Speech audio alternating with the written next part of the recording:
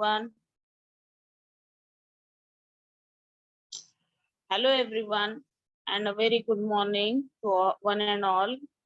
Welcome to statewide lecture of Science 2 and I am Shilpa Chatraban from Vikrori Parkside. And today we will continue with our revision of lesson number 3, Life Processes in Living Organisms Part 2. So up till now we have seen asexual reproduction in unicellular. Yesterday we saw this in unicellular and in multicellular organisms. And we have introduced asexual reproduction, means how it takes place. Just we have started it. Okay, so today we are going to study about sexual reproduction in plants. So how it takes place, and in humans also how gametes are formed. Now we will discuss in detail about male reproductive system. So just we will have a look how sexual reproduction in plants take place. So the sexual reproduction in plants, it takes place in the flower of plants, and it is the structural unit of plants for sexual reproduction. So this is a flower. So this is the structural unit, and this plays a important role in sexual reproduction. So flower, how this structure, you can see in this structure, flower consists of 4 whorls, 4 floral whorls, that is calyx, corolla, androecium and gynoecium. So you can see in the picture calyx, corolla, androecium and gynoecium. From these 4 whorls, calyx and corolla are called as accessory whorls. Here, calyx and corolla, they are called as accessory whorls, and androecium and gynoecium, they are called as essential whorls. So accessory means they protect androecium and gynoecium from getting damaged, as they protect both of them. So they are called as essential whorls. So essential means they are most important whorls in sexual reproduction of plants. So these androecium and gynoecium, they are very important. They are essential whorls. And calyx and corolla, they protect the both whorls, gynoecium and androecium. So they are called as accessory whorls. So in accessory whorls, the members of calyx are called as sepals. So green part of the flower, that is at the base part, it is attached to the stalk. That part, it is called as calyx. And the members means they every flower it consists, it may consist 3, 4, 5 or n number of members in it. So these members, they are called as sepals, and sepals are generally green colored. So they are the outermost covering of the flower. So you can see when the flower is blooming, so first the green part only, it we means we can see only the green part. After that, when the flower develops slowly, we can see other parts like petals, then androecium and gynoecium in it. So the basic means the basic means base of the flower, that is calyx. Okay, so now we will move to the second whorl, that is corolla, and this is also a accessory whorl. And the members of the corolla, they are called as petals. So petals are the members of corolla. So petals are of various colors. Here you can see this flower consists of red petals. Another flower, it may contain yellow, may contain orange, blue, violet, or any other color. So various colors, they are present in this world. Okay, so it is colorful world. So variously colored, or they are colorful. So due to this, insects get attracted towards them, and they help for pollination or cross pollination. So this, the color to the petals, it is given to attract the insects. So if the insects, they get attracted towards the flower, there is a possibility of reproduction. Sexual reproduction takes place due to these insects. Okay, so they are given the attractive colors for that. Now, from essential whorl, androecium is called as stamens.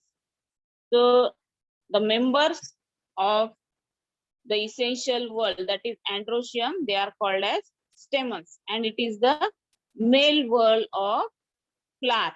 So this is the male whorl present in that flower, which forms male gamete. So this is an important whorl without which sexual reproduction or pollination doesn't take place. So this is very important part of reproduction. Okay, so it is called as the essential whorl. So male gamete, it is present in this androecium.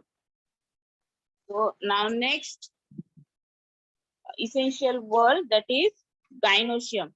Gynoecium, it is this is also an essential whorl, and it is called as carpels. The members of this gynoecium, they are called as carpels, and it is the female whorl of flower which forms female gamete. So this is also an important whorl without which sexual reproduction or pollination does not take place. So male gamete and female gamete, both are required for sexual reproduction. So therefore, these essential whorls, they take part in sexual reproduction. Now, if a flower has both the essential whorl, so means if both whorls are present in a single flower, so that flower is called as bisexual flower. So this flower, it is called as bisexual flower, and example of bisexual flower is hibiscus. So this is the best example of bisexual flower. So the figure, it is also of hibiscus flower. So hibiscus flower is a good example of bisexual flower. That is, it consists of all whorls, that is accessory and essential whorls. Both androecium, gynoecium, calyx, corolla, all are present in the same flower. So it is called as bisexual flower. So the flower which does not contain both androecium and gynoecium, means if both whorls, they are not present in a single flower. So what we can say, if they are in the single form, so the flower which does not contain both androecium and gynoecium in them and have a single whorl, that is if it contains either male or female whorl, means if only either androecium or either gynoecium are present, this type of flowers are called as unisexual flowers. So see here in the figure, you can see one flower, it consists of androecium, second flower it consists of gynoecium. So the androecium plant, that is male flower, and the gynoecium which has gynoecium, that flower is called as female flower. So they are unisexual, means only a single sexual reproduction part is present in them. So essential whorls, they are present singly, so they are called as unisexual flower. So example of unisexual flower is papaya. Papaya flower, it contains male flower and female flower which are separate. So this type of flowers are called as unisexual flowers. So unisexual means single parent or single gamete is present in them. Okay, so now the flowers which have stalk or pedicel under the flower, they are called as pedicellate. Means if the flower it contains pedicel, it is called as pedicellate. Means this flower it contains a pedicel. Now the flower which doesn't contain or don't have stalk or pedicel, that flower are called as sessile flowers. So they don't have a pedicel, so they are called as sessile flowers. So now let's see the structure of the male reproductive part of flower, that is stamen. Now look at the structure. This stamen, it has anther and an filament. Anthers contains locules and locules contain pollen grains. So these pollen grains act as male gametes in the means sexual reproduction or pollination. So the female gamete of flower consists of ovary, style, and stigma. And when male gamete and female gametes unite with each other, fertilization takes place. Okay, so but how does this process takes place? How do the anthers or pollen grains enter the ovary and pollination happens? So how does this process takes place? Pollination process, it happens with some abiotic and some biotic agents which help in this process. So agents like butterfly, cow. So you can see in the picture, butterfly, cow, and honeybees help in pollination. So these are the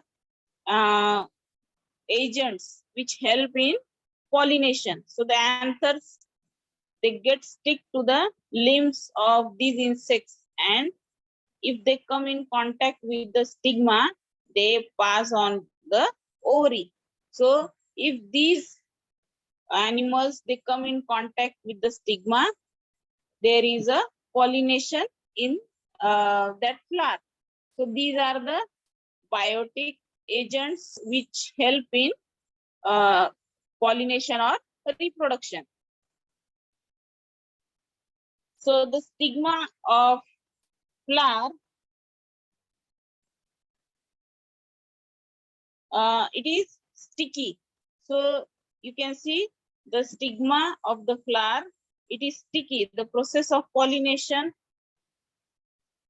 the male gamete, when biotic and abiotic agents come in contact with stigma, get stuck to it, and they start their journey from stigma to style.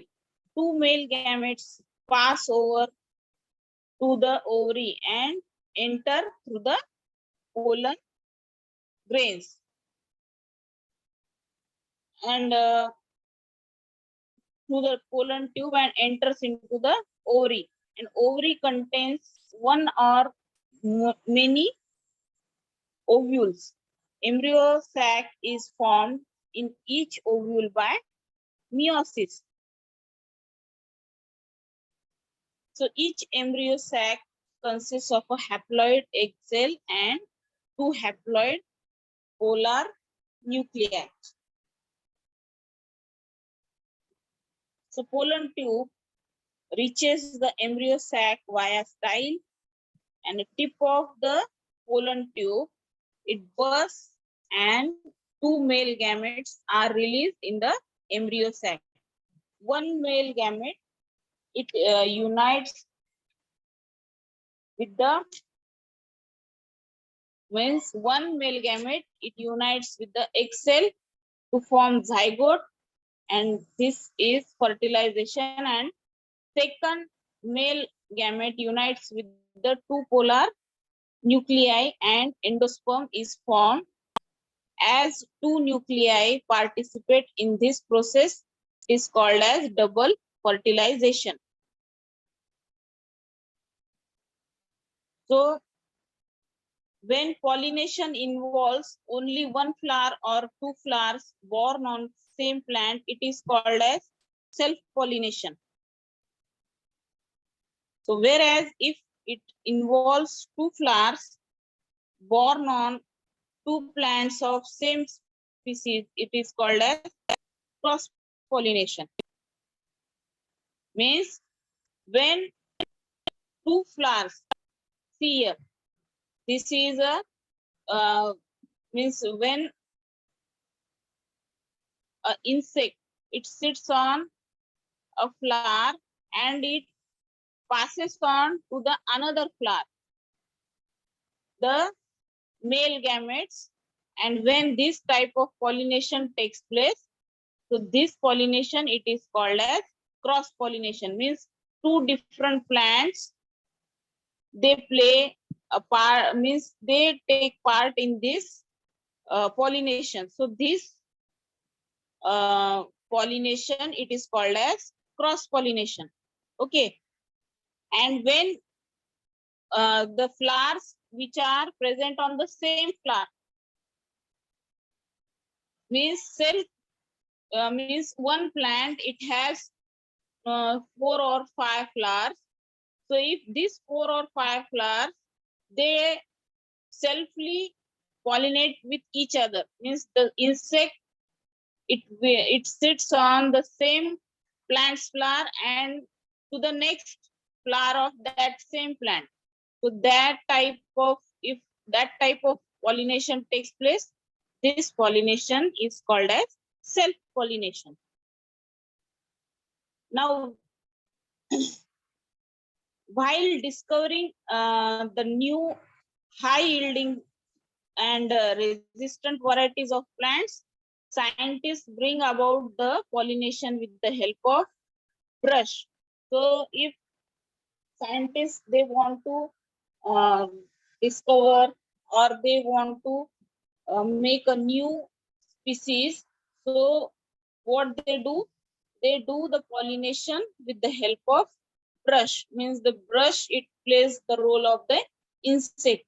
So scientists use this method to pollinate the plants or pollinate the flowers. Now to understand seed germination, now let's have an activity. So we will see how the germination process takes place. So take a glass bowl and add some garden soil in it. So now in this soil, we will sow some pulse grains in it in such a way that you can observe them through glass water, and every day we can record the changes.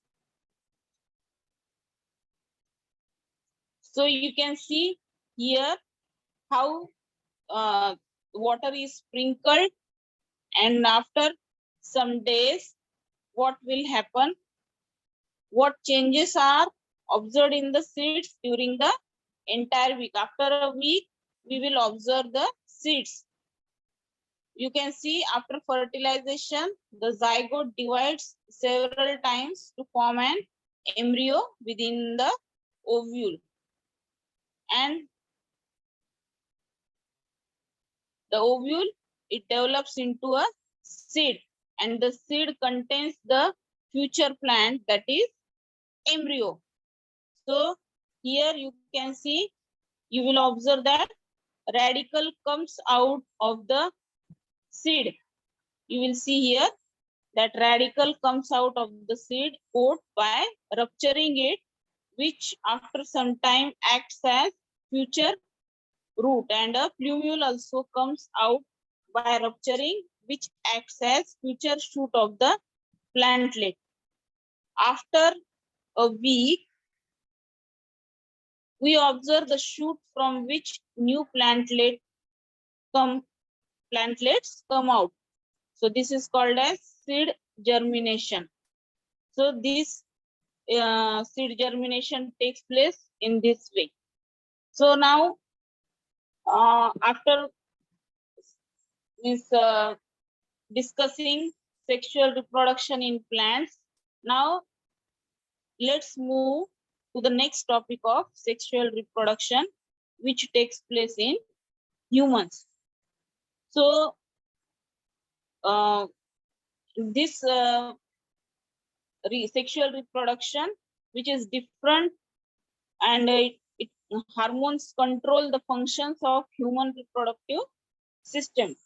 So through the chemical coordination of hormones like estrogen, testosterone, follicle stimulating hormone, and luteinizing hormone, and these hormones, they are responsible for changes occurring in the human body during the onset of sexual maturity. So this sexual reproduction in humans, it takes place differently from plants, unicellular and multicellular organisms. So there are some hormones which are present in humans, that are estrogen, testosterone, follicle stimulating hormone, luteinizing hormone, and these hormones, they are responsible for uh, the sexual reproduction in human beings. So you may have came across people saying that government of India has enacted the law to fix the minimum age of marriage as 18 in girls and 21 in boys. Okay, so why, what according to you will be the reason for the formulation of this law? So why had government made this type of law? So some decades ago, there were child marriages. Means childrens were means they get married in the childhood only. So these child marriages, which violates girl rights. So due to that, what happened? The girl rights were violated that time. So, some decades ago. Okay. So as government has made this law that for marriage, girls must be of 18 and boys must be of 21 years, and it has now helped to very wide extent to eradicate social customs like child marriage in India, which violates girl rights to health, education, and opportunity. So this law, it has helped the girls uh, for their rights to health, education, and opportunity. Okay, so secondly, when the girl reaches the age of 18 and the boy reaches the age of 21, their body is physically and mentally matured enough to get into a sacred bond of marriage. So this age is means uh, 18 for girls and 21 for boys. This is a age where they can physically and mentally they get matured, and they can means next we can say that they get matured in this age, and this bond of marriage they can lead in their life. Okay, so now let's study about the male reproductive system. So male reproductive system of humans consists of testes, various ducts, and glands. So testes are present in the scrotum outside the abdominal cavity. Now testis contains numerous seminiferous tubules, germinal epithelium present in the tubules, divides by meiosis to produce sperms. So those sperms, they are sent forward to various tubules. Sequence of those tubules is as reti testis, vas efferens, epididymis, vas deferens, ejaculatory duct, and urinogenital duct. As the sperms are pushed forward from one to next, they become mature and able to fertilize the ovum. Now, seminal vesicle that secretes their secretion in ejaculatory duct, whereas prostate glands, Cowper's glands, they secrete their secretions in urinogenital duct. Semen is formed of sperms and secretions of all these glands. Semen is ejaculated out through penis. All the organs of male reproductive system are paired except urinogenital duct, penis, and scrotum. So there are some surprising facts about male reproductive system. So length of each epididymis is about 6 meters. So the length of epididymis is how much? 6 meters. Length of a sperm is about 60 micrometers. So each sperm, it is the length of each sperm is 60 micrometers. Now a small sperm has to cross a distance of approximately 6.5 meters while passing out of male reproductive system. So the sperm has to pass 6.5 meters distance from male reproductive system. Now sperms needs large amount of energy. For this purpose, fructose is present in the semen.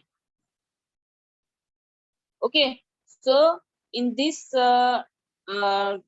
type of reproduction in male reproductive system, these points, they are very important. So they may ask that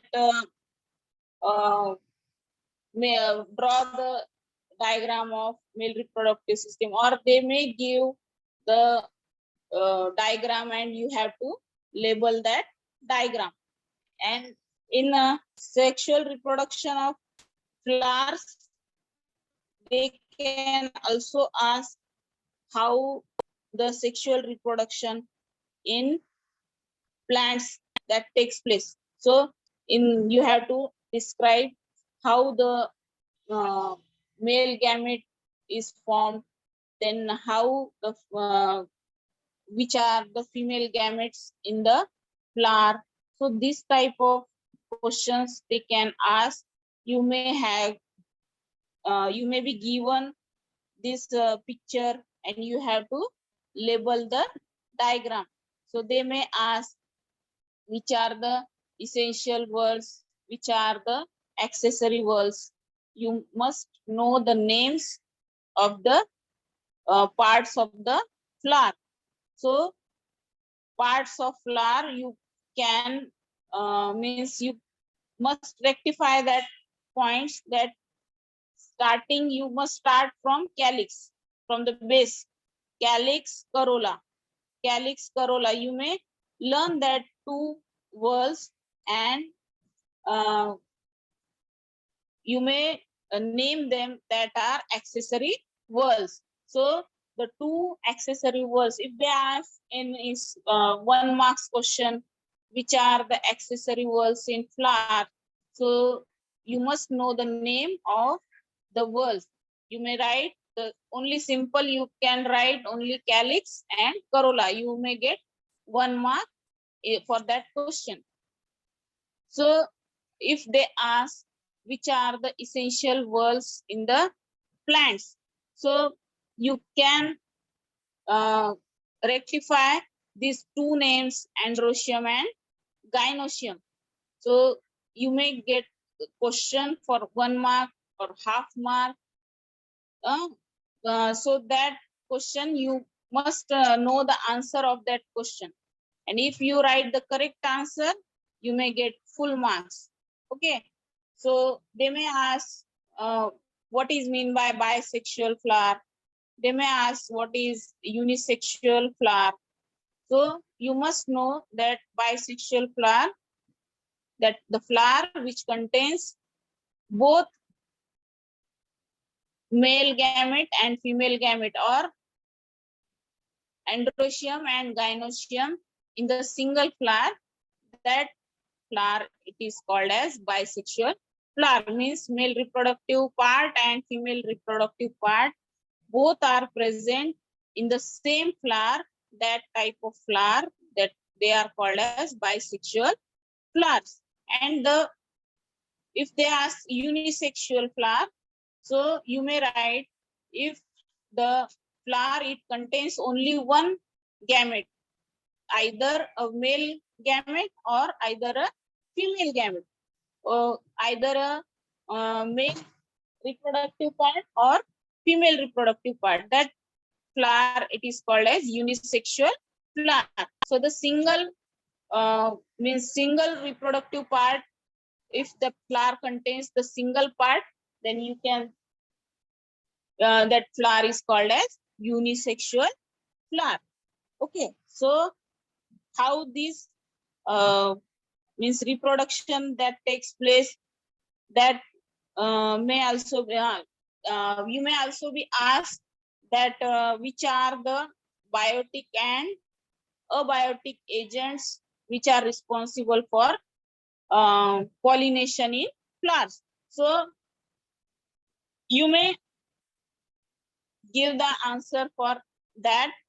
Biotic, you may know butterfly, cow and insect. These are the biotic agents which are responsible for pollination.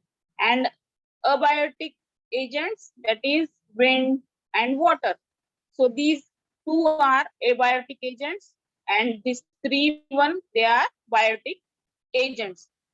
So the living, you may understand by means understanding that the living agents means which move, which means reproduce, or which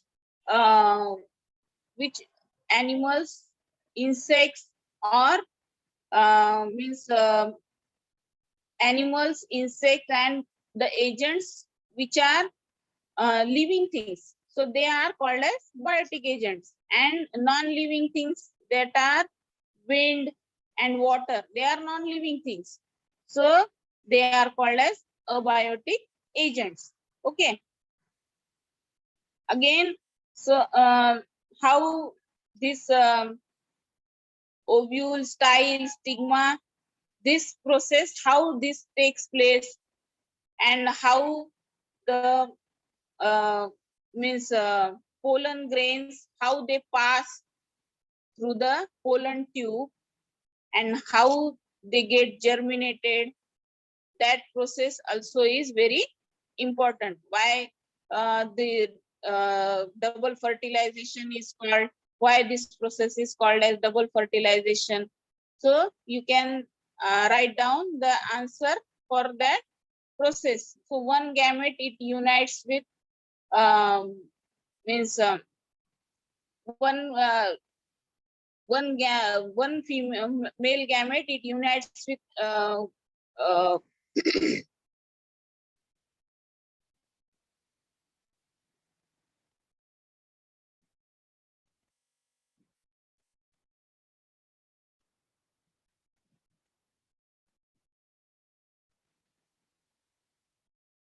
triploid endosperm and diploid zygote. Okay, so cross pollination and self pollination. So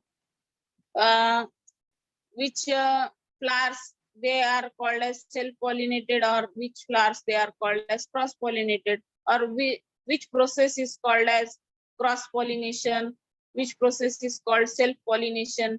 You can give the answer that when the flower, when the pollination includes only one flower or two flowers born on the same plant, it is called as self-pollination. Here you can see how the insect that gets passed on to the same flower of that same plant. So this type, it is called as self-pollination.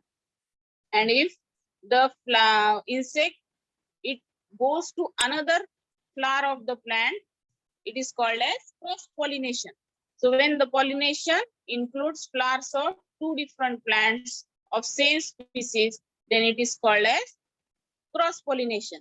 So you may understand, and if you understand the main means if you understand the topic, you can write by your own. Okay, so the main concept is that your concepts must be clear. So if your concepts are clear, you can write points by your own mind. Okay, so this activity, it is you may also write how the germination takes place. Then male gametes, the main names of the male reproductive part, they are important. They may give that figure, have to learn. Okay, so this male reproductive part, it consists of ejaculatory duct, vas deferens, urinogenital duct, epididymis, testes, and these names you have to learn. So how the what is the length? These are the main points. That is how, what is the length of the epididymis? They may ask for fill in the blanks also. So what is length of each epididymis? So they can give this sentence: length of each epididymis is about dash meters. So you must know how much meters it is. So you may write there 6. So this type of questions may also be asked in the exam. So length of sperm. So what is the length of the sperm? So they may also give it in a means one word answer, or they may ask for filling the blanks. Length of sperm is about dash micrometer. So you must know the answer that it is 60 micrometers. So this type of questions can be asked. For this also, how much does a sperm travel, or how much distance does it cross approximately? So you must know that 6.5 meters of distance is crossed by a small sperm. Okay, so such question may also be asked that has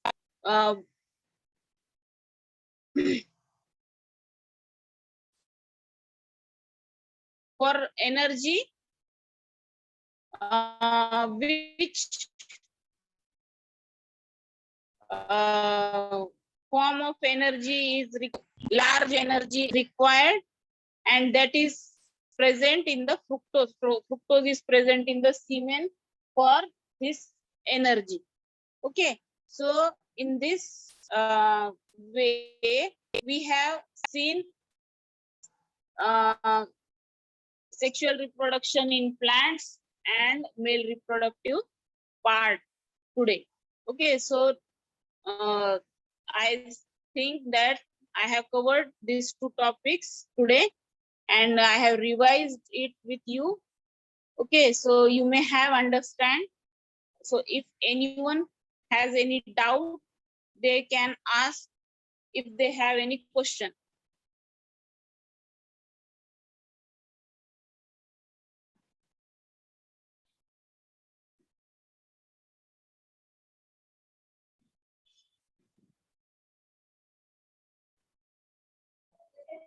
Yes, ma'am. अभी तो इसका